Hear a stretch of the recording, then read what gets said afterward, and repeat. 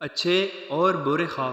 اگر آپ لوگوں کو اچھے خواب آتے ہیں تو آپ نے اپنی قریبی دوست کو یا اپنے متعلقہ بندے کو بتانا چاہیے، کیونکہ خواب حضرت احادیث کی طرف سے بشارت ہوتی ہے تاکہ بندہ اپنے مولا کریم کے ساتھ حسن ظن میں راسخ القات ہو جائے اور یہ بشارت مزید شکر و امتنان کا باعث ہو۔ جھوٹا خواب مکروہ خواب شیطانی القاء سے ہوتا ہے، اور جھوٹا خواب جو برا خواب ہے وہ شیطان کی غرض مومن کو ملول و محزون کرنا ہوتا ہے۔ اچھا خواب اللہ کی طرف سے ہے اور برا خواب شیطان کی جانب سے۔